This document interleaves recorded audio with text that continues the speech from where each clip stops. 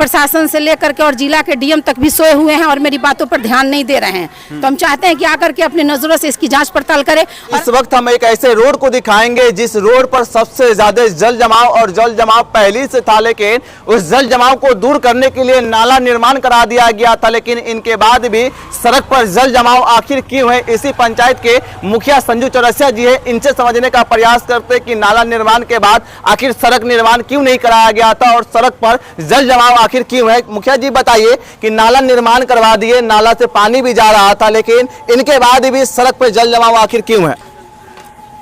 इसमें सबसे बड़ा अतिक्रमण का मामला है जो हम पहले भी सीओ साहब को 6 महीना पहले लिख करके दे चुके हैं कि यहाँ कुछ लोग अतिक्रमण किए हुए, इनको खाली कराया जाए। नाला दोनों तरफ से तैयार किया गया है, लेकिन बार बार मेरे शिकायत करने पर, आवेदन देने के बाद भी इस पर कोई सुनवाई नहीं किया जा रहा है।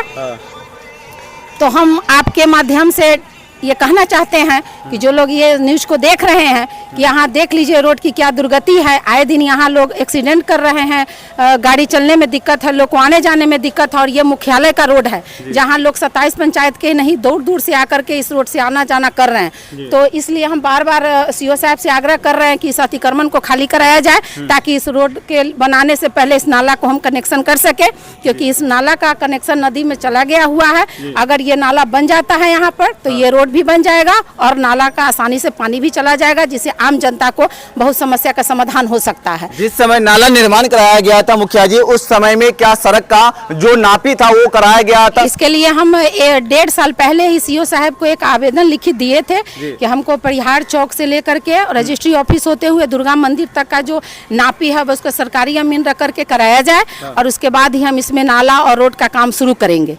तो इनके द्वारा हमको नापी कर दिया गया, उसका रिपोर्ट भी हमको दे दिया गया लगभग 6 महीना पहले।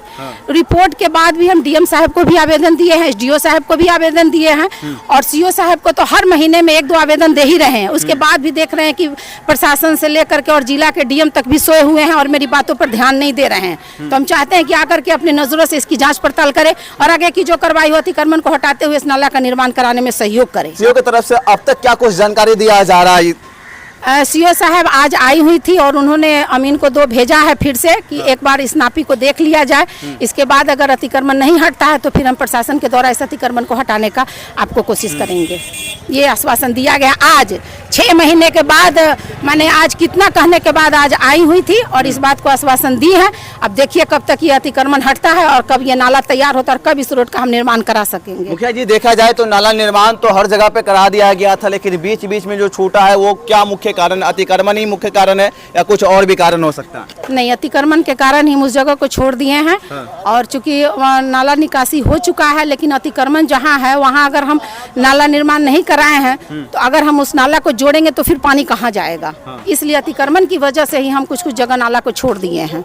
जब तक ये नाला पूरा कंप्लीट नहीं होगा तब तक ये परिहार की समस्या को दूर नहीं किया जा सकता। मुख्यालय में जो भी रास्ता है, जिस रास्ते पर जल जमाव होता है, जो आपके अंदर में आता है, वो सभी पर पीसीसी होगा? हाँ जी, ये पूरे परिहार चौक से होते हुए, रजिस्ट्री ऑफिस होते हुए, परिहार मुकरी से आपके दुर्गा मंदिर को नाला और रोड प्लस ये दोनों हमारा योजना में लोड है और इसको हम कार्य को पूर्ण करना चाहते हैं। लेकिन इसमें हमको सहयोग नहीं हो पा रहा है, न प्रशासन के द्वारा हो रहा है और न जिला स्तर से किसी के द्वारा किया जा रहा है। जगह की बात किया जाए तो ये परिहार उत्तरी पंचायत का पंचायत भवन है और इसी जगह पर नाला निर्माण कराया जा रहा था और परिहार मुख्यालय में सबसे ज्यादा जल जमाव का समस्या था, उसे दूर करने के लिए मुखिया जी के द्वारा नाला निर्माण कराया जा रहा है। लेकिन कई जगहों पर नाला निर्माण में असुविधा का सामना करना पड़ता है, जिनके कारण नाला निर्माण योजना आधा अधूरा दिखाई देता है और सड़क पर सबसे ज्यादा जल जमाव नजर आता है। इनके कारण आने जाने वाले लोगों को काफी कठिनाई का सामना करना पड़ता है, क्योंकि इस मुख्यालय की बात किया जाए तो 27 पंचायत का मुख्यालय है